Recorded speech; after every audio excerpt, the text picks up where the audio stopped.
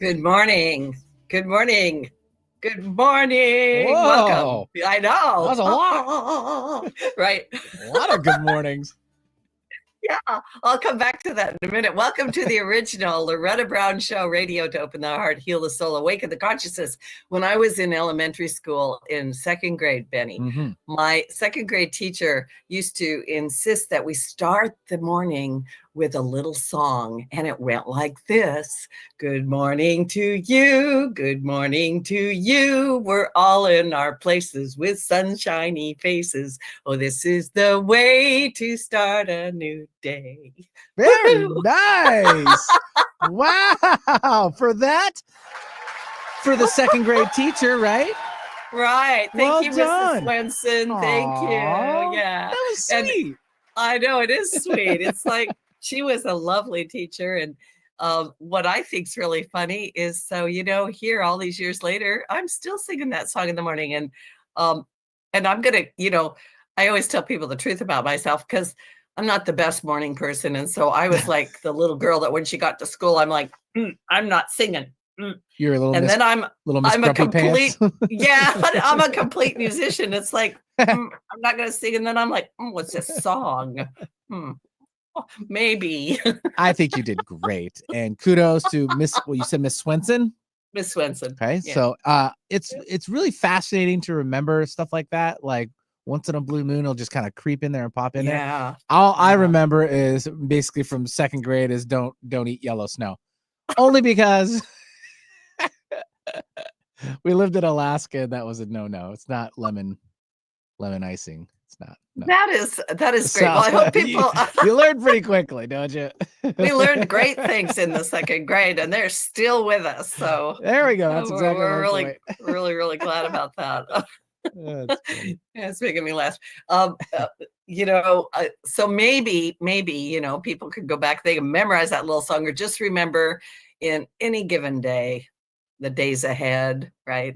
If you need to perk yourself up, sing a little song. Was that like an original that she came up with, or is that like a folk tale or something? I do not actually know. I never actually researched it, but it was unique to her. Yeah, I do know that. Well, the world of the Googles and internets and Bings, I will search for it. People will find out where it actually came up. But the other thing, since we're on the subject, and I love music, to me, it's a key to everything, when I was afraid at night, because I was afraid of the dark as a little kid.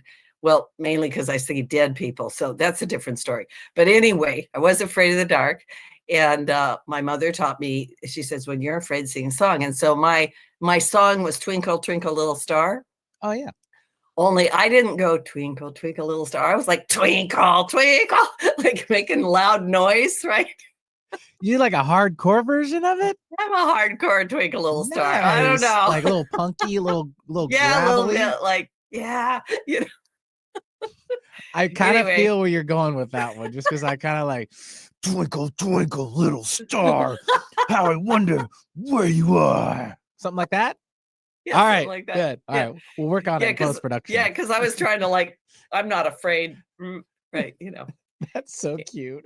Yeah, it's funny. I was it's one of those funny little kids. But anyway, maybe people listening have little kids, and it might actually help to have them sing a song for a variety of reasons. I think so. Maybe there's a song. There's this too shall pass. This too shall. Anyway, okay. Let me get into the show. So, I want to do a shout out though, Benny. Before you go away, I'll be for back. The fires in LA. Yeah, for the fires in LA, and we're just going to pause a moment and just, to everybody down there, it's very, very tragic, and to the animals and everything. And I just am hoping and praying that, the water, we need rain, come on now. Yes. And the winds will die down or whatever it is that's going on. But really, really, my heart goes out to everybody that is affected by the fires. And a lot of my clients have family down there. I have family down there. They're fine. But I have a lot of memories from hanging around down there. And, Yeah. And one thing you can do, I know the stations in Hubbard Radio are all affiliated with the American Red Cross and so forth like that. So hit up the Red Cross Disaster Relief Fund. You can simply just Google it and find it, and just send a little helping hand. And there was one little story which is unfortunate that I did hear about this morning. There was a lady, she just finished paying off her house the day before the fires, and then she unfortunately lost it the next day.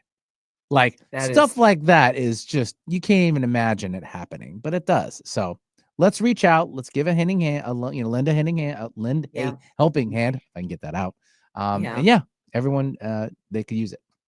Yeah, absolutely. And then this is sort of along the same vein, and I'm going to go into astrology in a minute. I know we got a lot to talk about, but I don't think I mentioned this on the radio show. I had a dream. I have a person who gets dreams and visions and things like that. And I was basically told that this is going to be the year of purple. And I just want to say this, whether, we have the presidential inauguration coming in. So please hang in with me, take some breaths. It's not about whether you're for him or against him. It's not red or blue, it's purple. And I think we need to figure out how to come back together again. We're all here on this planet, and we need this planet. Yeah. I sometimes wonder if it needs us, but we do need this planet. And right now, like, it's a really good illustration of just help. It doesn't matter. Just help. Good call. Anyway, Good call. that's my little thing. Your little PSA for the day. Yeah. All right. It. Yeah. Anyway, I am Loretta Brown. I'm the owner of Reiki Oasis, located right here in the greater Seattle area. And boy, oh boy, there's a lot happening. This Saturday, I have my monthly class for women, the Temple of the Divine Feminine. You can join me via Zoom if you want to come in, or in person. And it is 4 hours long, so just FYI. And also, yes, Egypt is happening this year. It will be September 31st to, I think it's November 13, with an add-on to Petra, Jordan. And if you're interested in that, please send an email to reikioasis@gmail.com. I will be getting all the rest of the details, because I do have people on a waiting list. All the details will be out later this weekend. I have been waiting for certain pricing concepts, right? Like, we need to know what it's actually going to cost. And then let me jump into astrology. We do have a lot going on this next week because I want to bring my guest on. It's very timely he's here. So we've had big events this past Saturday, January 11th. One of the biggest cosmic events of the year was the shifting of the lunar nodes. The lunar nodes indicate to us collectively, the North Node is the direction we are going, and the South Node is what we are being somewhat challenged to leave behind. And sometimes it's a balance between the two. So we have shifted out of fiery Aries, which, yes, the fires did start while the nodes were still in that placement, into a Pisces Virgo axis. Pisces is water. It's about creativity, and it encourages us to move away from rigid, structured approaches toward creativity, spirituality, and compassion. And of course, Pluto in Aquarius is asking us to work together. And it also invites us to work for peace and to follow our moral and spiritual compass, making a transformative societal shift. Moving away from Virgo in the South Node is asking us to be not quite so judgmental and not quite so rigid. We also had a great big huge Cancerian full moon this Monday, January 13th. And it's a big one. It's a very intuitive Cancer. It's emotional. But this January 13th full moon was also a rare 140-year cosmic event, because in Vedic astrology, it falls under the Jupiter-ruled Punarvasu nakshatra, which symbolizes renewal, rebirth, and limitless possibilities. And it marks a powerful 15-day reset leading up to the Lunar New Year, which is early this year. It actually is on January 29th, right at the end of the month. And we are going to be leaving the year of the dragon and entering the year of the snake. And I'll talk more about that later. Think of shedding a skin, please. and other snake-like activities, right? And what makes the full moon also extraordinary is it aligned with the Maha Kumbh Mela, a sacred Indian festival held every 144 years with a rare alignment of the sun, the moon, Jupiter, and Saturn. So it's also associated with the goddess Aditi, the nurturing earth mother, and once again has themes of self-compassion, forgiving and letting go of the past, and setting bold, expansive goals. On Monday, January 20th, Inauguration Day, Aquarius season begins. So the sun will shift out of the structure of Capricorn, of earthy Capricorn, to the airy, visionary realm of Aquarius, ruled by Uranus, which is the planet of unexpected events. Aquarius inspires change, awakening, and healing. And on January 21, 22nd, the sun conjuncts Pluto in Aquarius, spotlighting themes of technological innovation, community, human communication, and the beginning of the transformative lessons that Pluto in Aquarius is going to give to us for the next 20 years. And if that wasn't enough, on January 21st, we've got actually, it's already going on. We have a planetary parade, a parade of planets. They're all lining up, getting your ducks in a row. And it's really, really fun when there's planetary parades, and they do happen quite a bit. But this one's technically already happening. We've got Venus, Saturn, Neptune, Uranus, Jupiter, and Mars, and they're already visible. And this Saturday, the 18th, Venus and Saturn are going to appear extraordinarily close to the southwestern sky, and they're all lined up. It's like a parade, an inauguration parade. It's a parading us into something, parading us, making us look at them. And on January 27th, the moon joins the lineup, and as we go into the lunar new year. And then also these planets are actually visible with the naked eye. I went out the other night. If you're on Facebook with me, I looked up at the sky, and there was the moon, and the planets were lining up, and I could already see them, and I went, wow.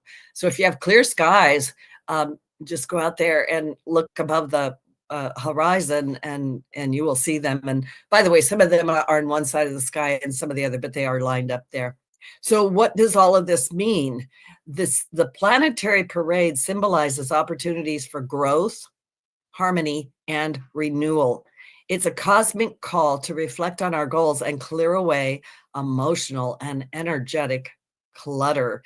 It's a time for transformation. And more importantly, the planets are demonstrating to us, they're lining up, they're demonstrating to us what could possibly happen if we embrace all the differing energies, not only within us, but within each other. Each planet to me is like a person, and they all represent different things. Like Mars is like fiery and angry, and Venus is like love and money, and, that kind of thing. Neptune's always dreamy, just got his head in the sky. And they're all working together, parading past us, making us look up at them and giving us a powerful message. What might happen if we were to line ourselves up and line up with other people and other ideas, no matter how differing they might be, and bring our creativity into play? What might we be able to create?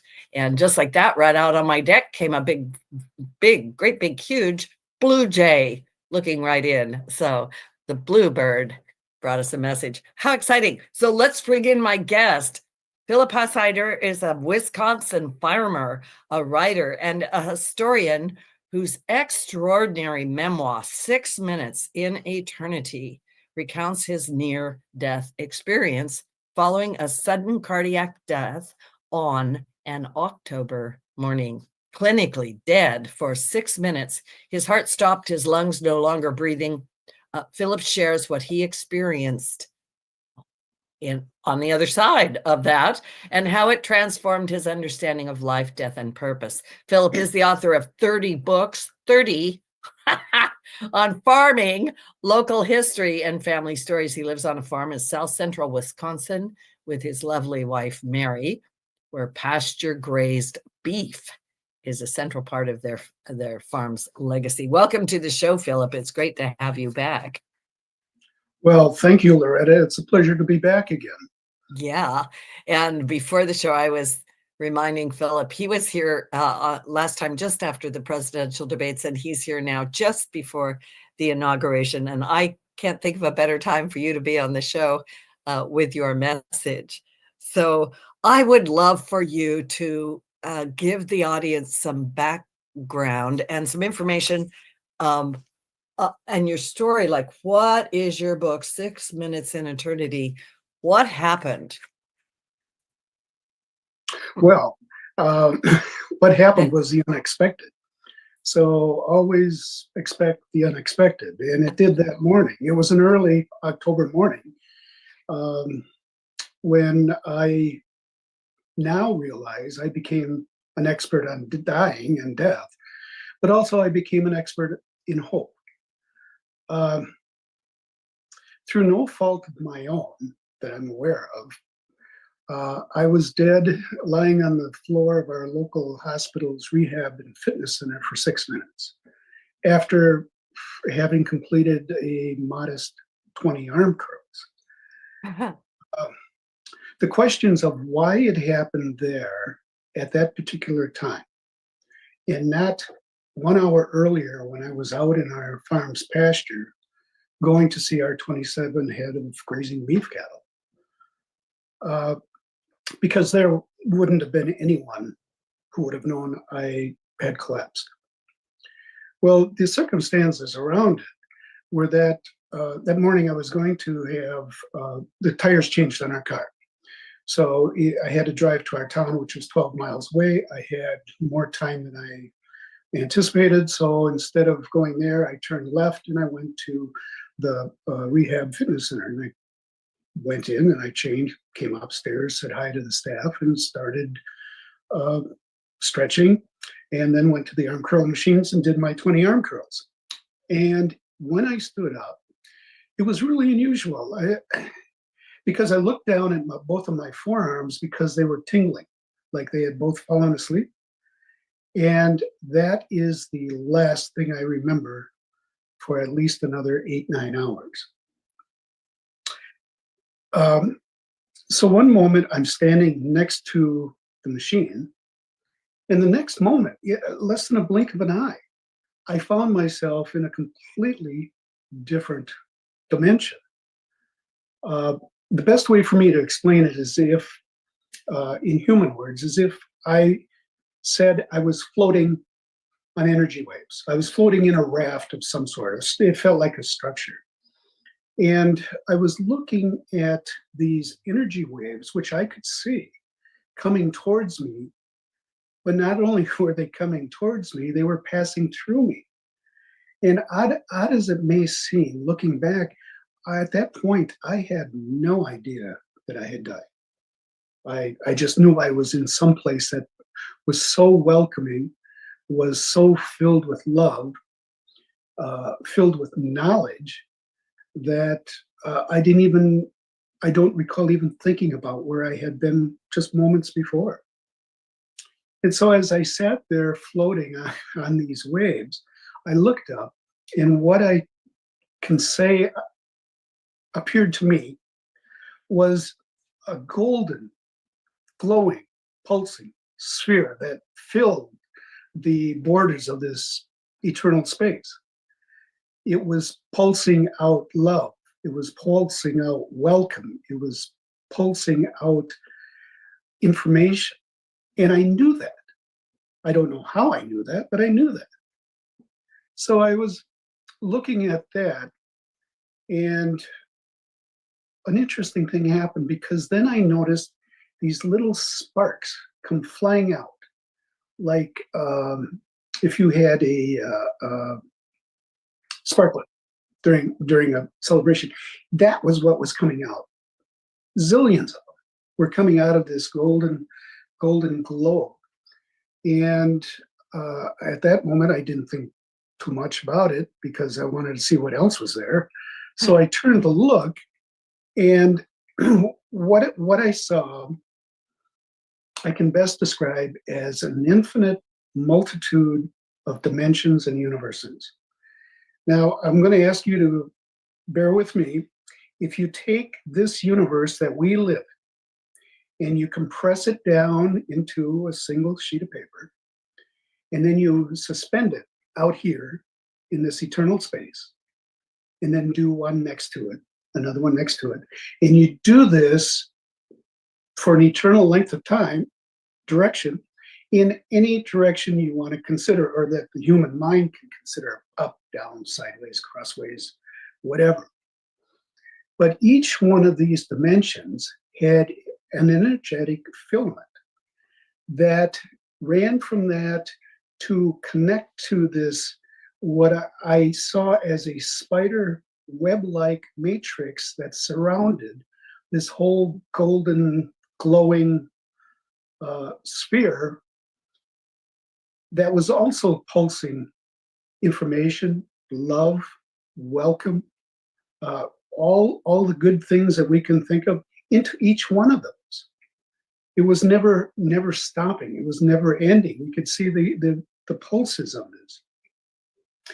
And it was at that moment I realized, I am seeing what I would call the source of all creation, because that's where everything was coming from, the divine creator, the God essence.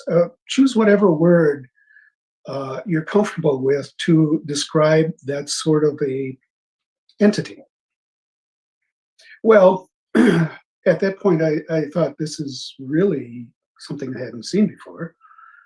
And I decided, well, like when you go on a trip and you forget to turn to look and see what's going down the road, I decided to take a look in back. Mm-hmm. Now, all this time, all of these energy waves were still coming towards me and through me. And so I wanted to see where they were going. And so I turned around to look, and what I saw, I can best describe as infinity. And it was like the emulsion of eternity had created a magnifying glass where the farther I looked, the clearer it became. And it was such a remarkable thing to see that and understand that somehow I had overcome time and space, and here I was. And the ironic thing is that all the time I was there enjoying this, there were a dozen hospital staff, EMTs, frantically working to restart my heart. I couldn't tell them that. I didn't know they were doing that because I didn't realize I was dead. But afterwards, it occurred to me, I couldn't have called them and told them, don't bother. I'm in a really good place. I really like it here. Don't bring me back. Yeah. Which is what happened. Because in another blink of an eye, I was back into my body. And I afterwards, months later, I realized that I had gone on the longest trip I had ever taken in 6 minutes. Mm.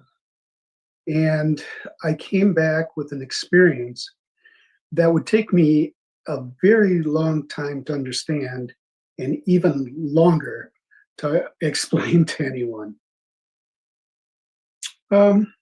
So it would be another 8 months before I was finally given the answer as to why I came back. And that is really where everything starts. Wow. I absolutely love your story. And I'm gonna say this because we are gonna answer some questions today.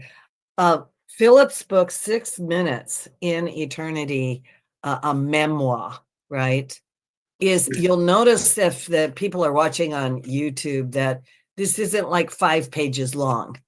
And it's an incredible story. Philip, I really mean it. You've done a stellar job, in my opinion, of not only sharing your story from beginning to end, but the many nuances of it. And like you say, it's the 6 minutes, and what you just shared was where everything began. I want to ask you this question, and then we're going to take a little station break and come back. I want to ask you this question. When you were floating on this raft, right, and you are looking at this source of creation, this whatever this is, right, and you're there, and you said that it's conveying, I think you said love and thoughts, like it's feelings and thoughts and knowings. Like like, so an obvious question, a Loretta question is, how did you know you're looking at dimensions and universes? Like, did you have any sense of yourself as Philip when that was happening, or you're just in this experience? Yes and no. I Okay. didn't have a name for myself. I just knew that as I was looking at this in front of me, that it was what I see. And I'm going to jump ahead just a bit, but I want to come Yeah. back. Yeah. I did get confirmation that I was not being deceived through all of this, because I asked the question, and I can explain later after your break as to who I asked it of and why I understand what it is and that.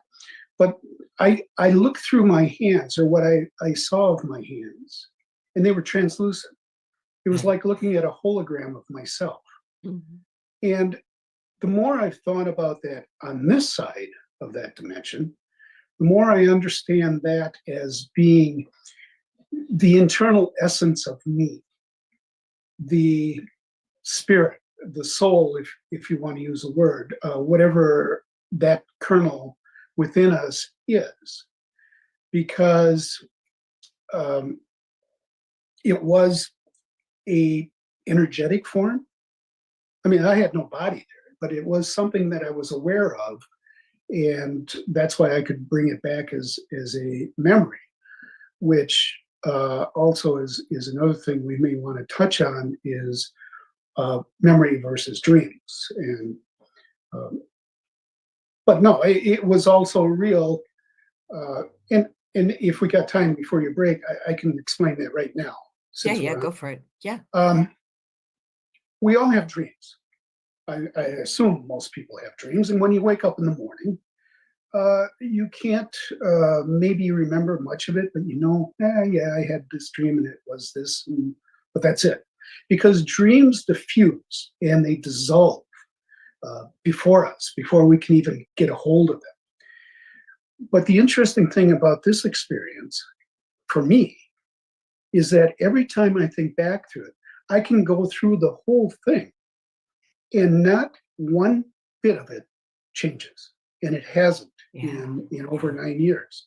So I know it's true. Yeah. Because there's no way I could remember all of that stuff and see that or imagine it. Yeah.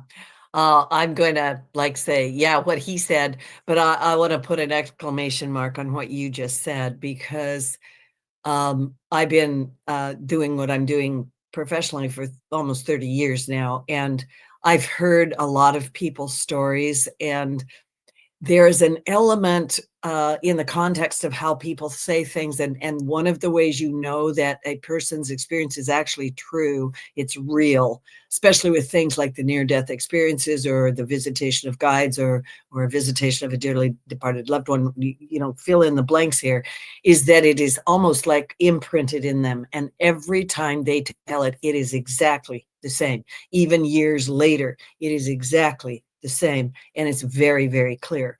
And it quite often reveals more information as time goes by, but it doesn't change.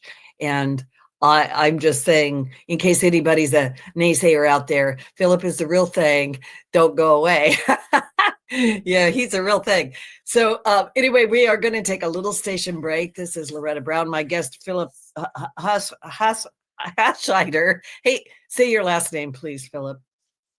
Hasheider. Hasheider. Very Thank good. you. Very Philip good. Hasheider. Thank Yeah. I see what your heritage is right there.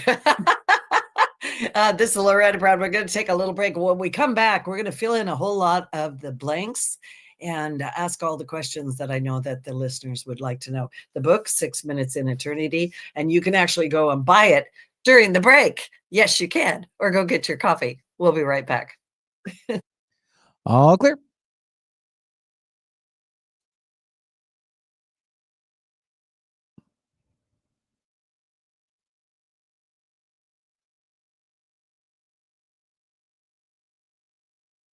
Did you know that Reiki healing can be done at a distance? It's true. So let Reiki Oasis focus powerful energy to help relieve your stress, grief, sadness, anger, and so much more. Convenient, personalized treatments at a distance can increase lightness of being. During your appointment, find a quiet place to lie down or sit to receive healing energies. If you want help with your dis-ease, visit ReikiOasis.com. Harness life's energy. Visit ReikiOasis.com today. We are Lions International, the world's largest service organization. We are volunteers committed to strengthening our communities and supporting those in need, one act of kindness at a time. For more than a century, Lions have been serving a world in need, right here in our community and around the world. Lions International makes the impossible possible. This is your invitation to join us, because the only thing missing from our mission to make a difference is you. Visit lionsclubs.org to find a local Lions Club near you. Time is funny. Sometimes it seems fast and other times slow. When it comes to time slots remaining on Alternative Talk 1150, time is running out. In fact, there are just a few primetime slots available. So if you want to host your own radio program, the time to call 425-653-1150 is right now. Nope, no time for excuses. Dial 425-653-1150 to find out how affordable it can be to host a radio show. Alternative Talk, we have an opportunity waiting just for you. Organic, free range, and fresh daily. Alternative Talk.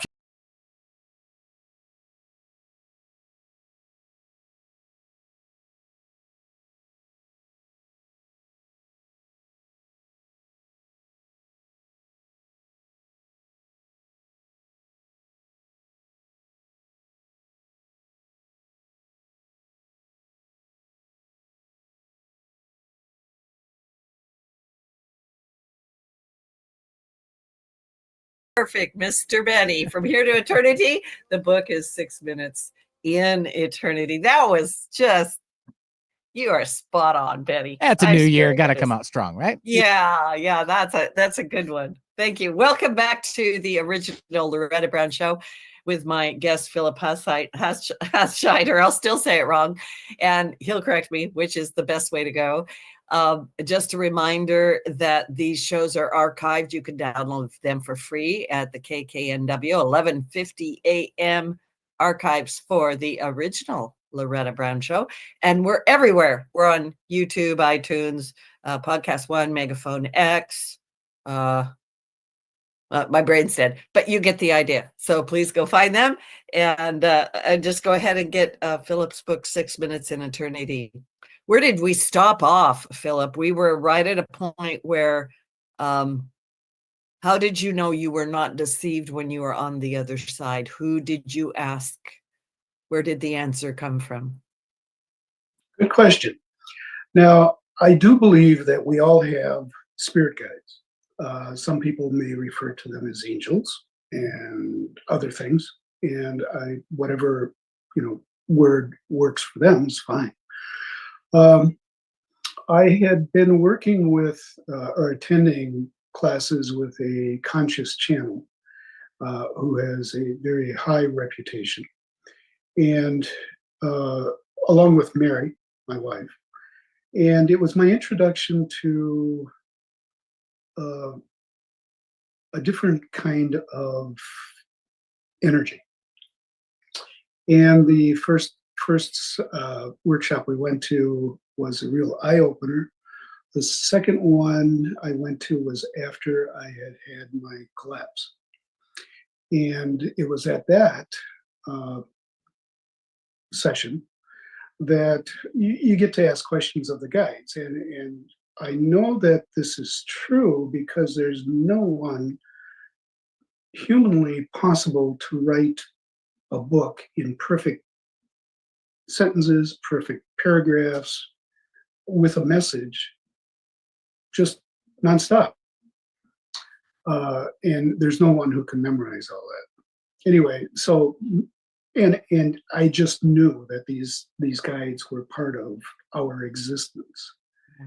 And I think knowing then that I could transition between this dimension and another dimension, come back, that it's possible. It's possible for these guides to do that. And I think the guides are a cumulative source of knowledge. I think they all have individual identities in their realm.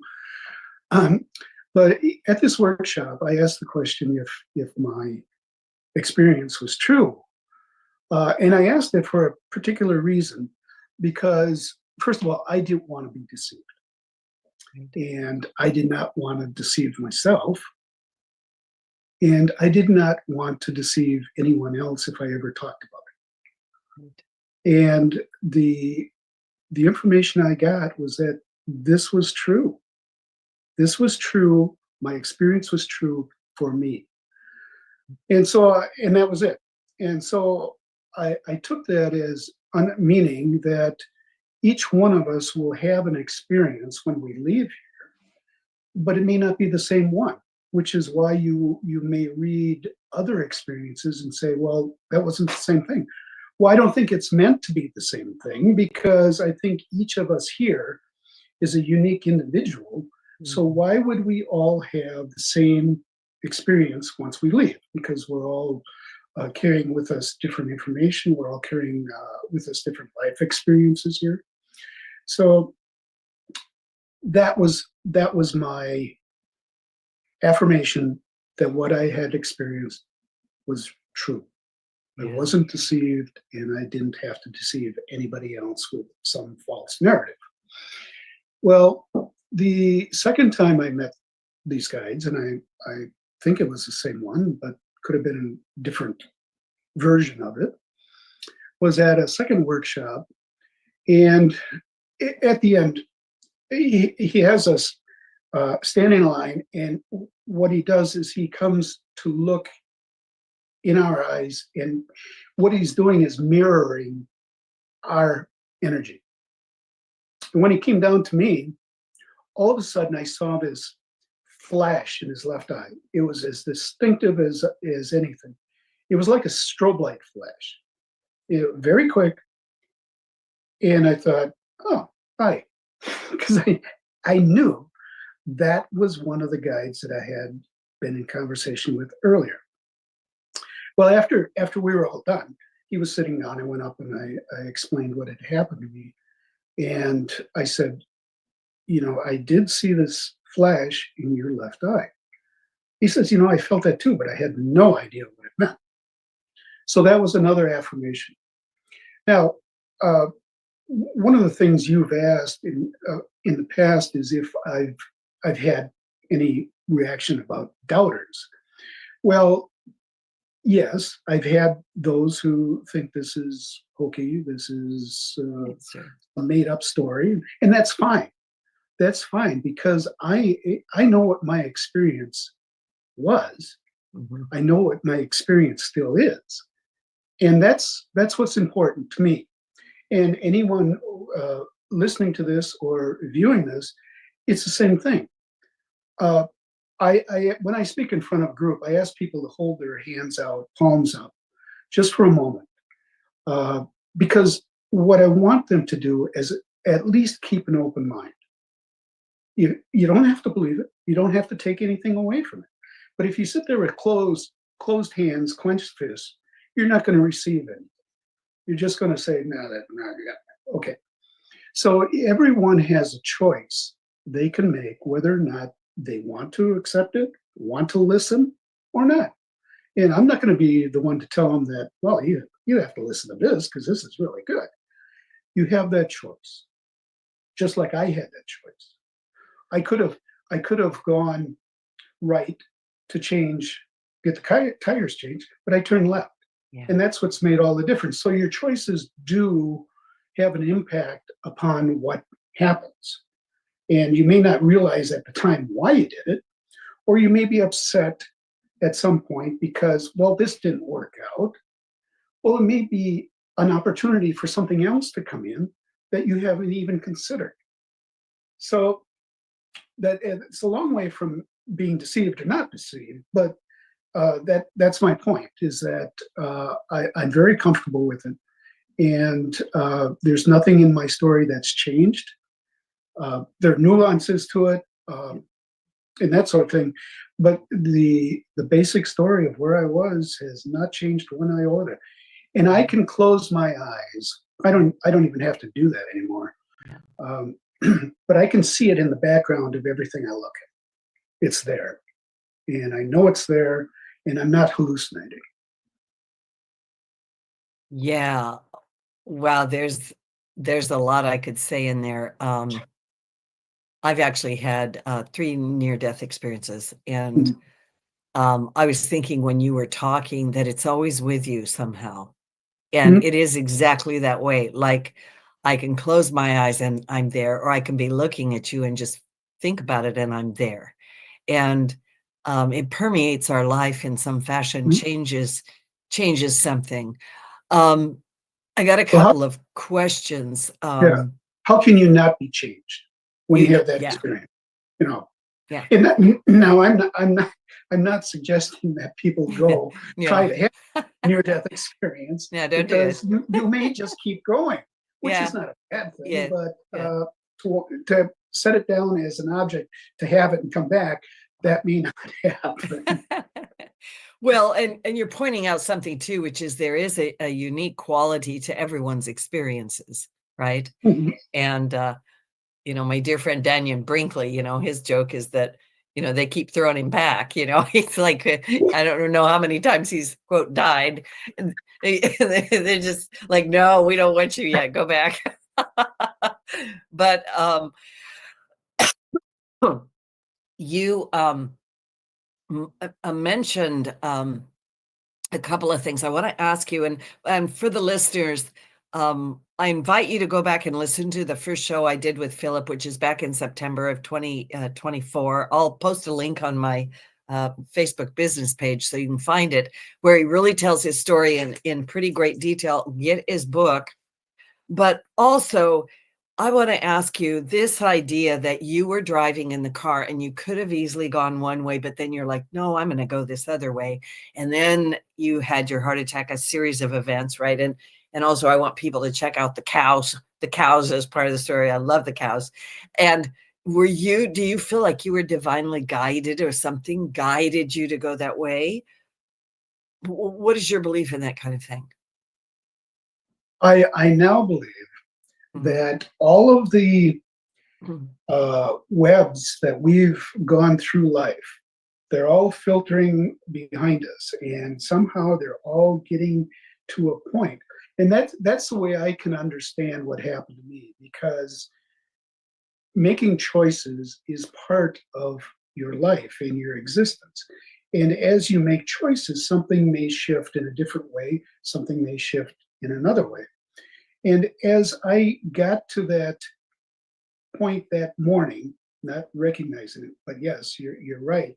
Looking back, our cattle recognized it, and I didn't pay attention to it.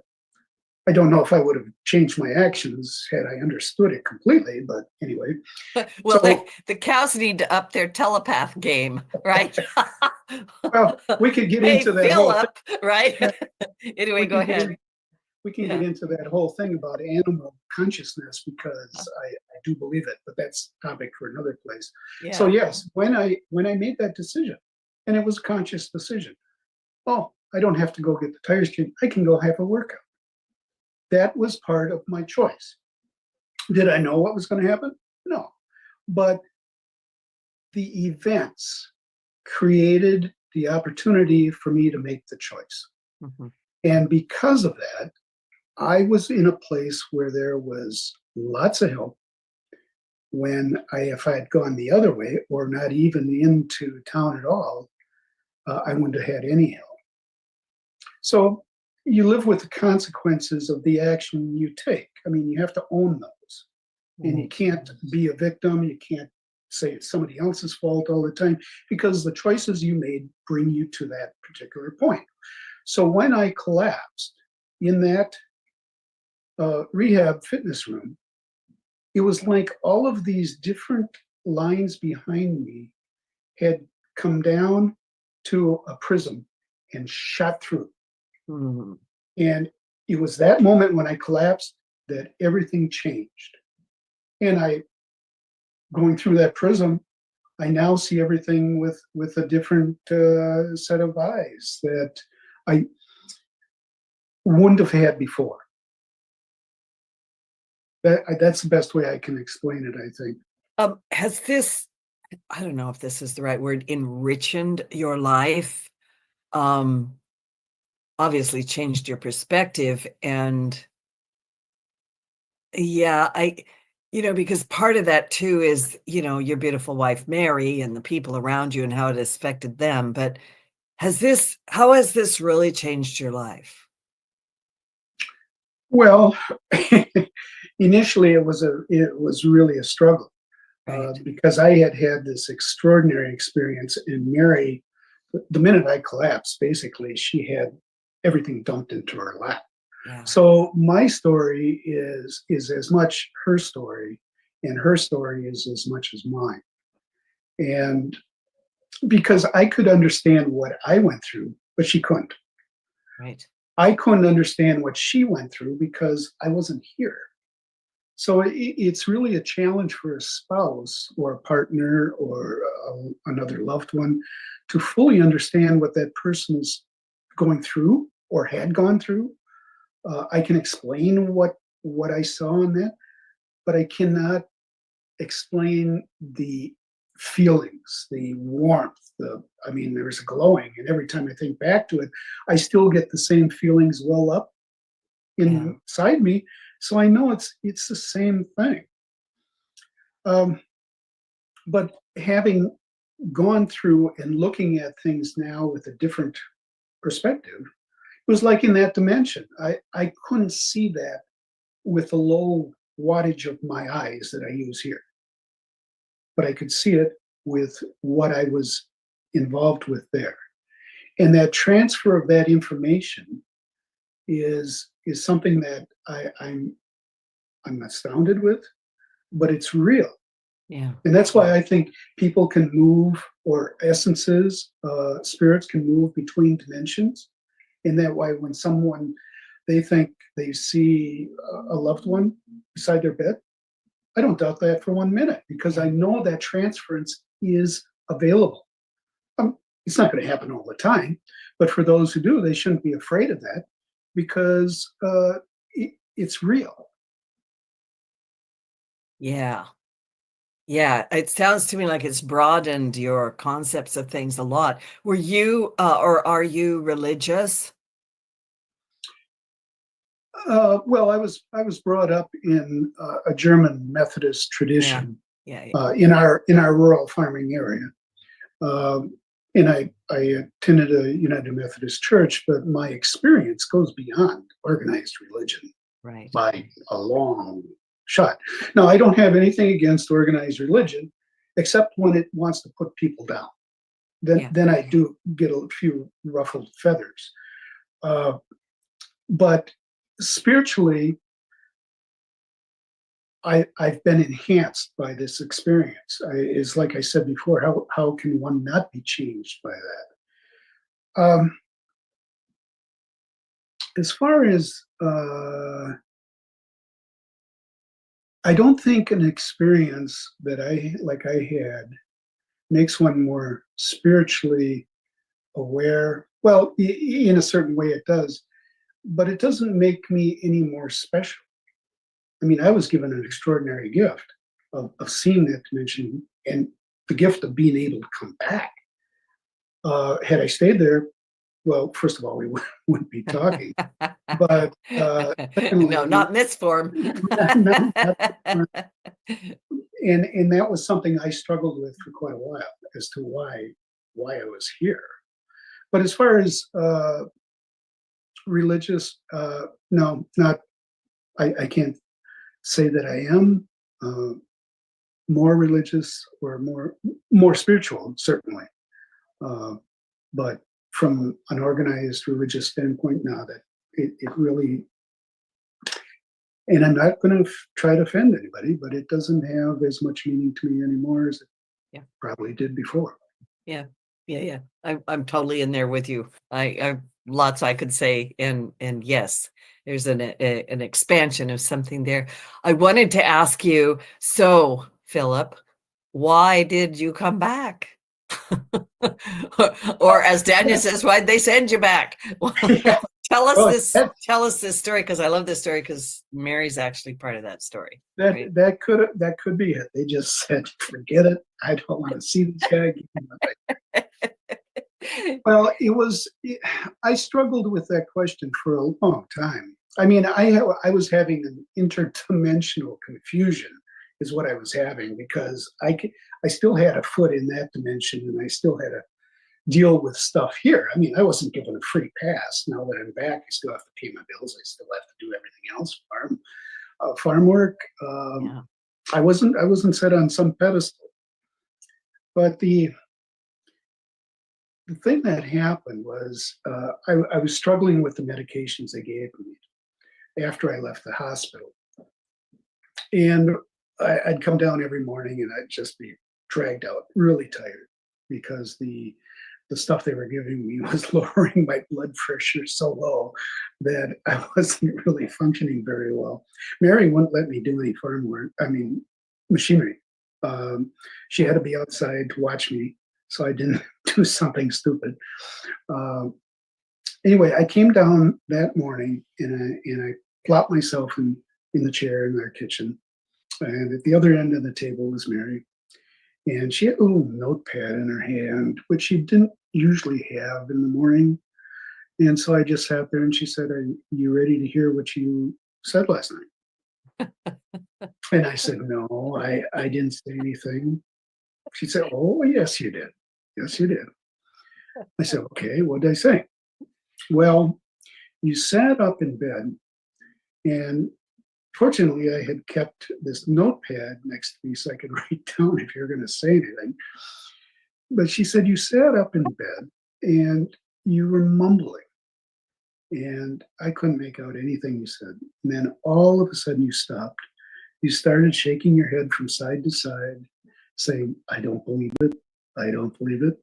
I don't believe it.'" And she said, "Well, what don't you believe?" And she said, I told her the reason I came back. And she said, "Well, what was that? What was the reason you came back?" And she told me that I said, "I came back because I was told to be a conduit of hope to those who don't have any and don't think there is any." And there was this pause. And I said, "Okay, what was the rest of it?" She said, shrugged her shoulders and said, "Nothing. You just laid back down and went to sleep again." So fortunately for me, she had kept those notes, because the instant she said that to me, I knew everything I saw was true, and I knew why I was back here. And that answered so many questions. And it was like opening this door that I could walk through and be free of anything I had felt here, any doubts I had. It was uplifting. It was, pick any word you want that goes along that way. But it was fortunate that she did that, and I'm thankful she did, because it answered my question as to why I'm back. Now, people may say, "Well, that seems pretty egotistical," and that's fine. They can think that, but that's the reason that I'm here. That's the reason I wrote the book. That's the reason why I'm willing to talk through interviews, because having the confidence that what I experienced was true, is true, will be true, has allowed me to step out and say, "Yeah, this is my story. You don't have to believe it. just listen. Maybe there's something in it that will trigger something within you to want to go examine. Yeah. That's Yeah. Well, Philip, it has been excellent to have you on the show again. It felt like 6 minutes, an eternity with you, my dear friend. My Thank you. soul heart friend. Thank you. And Philip Hasheider.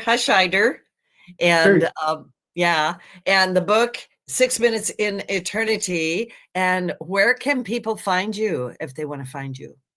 Well, if they'd like to contact me, it's at Philip Hasheider Books at gmail.com. It's all Okay. one.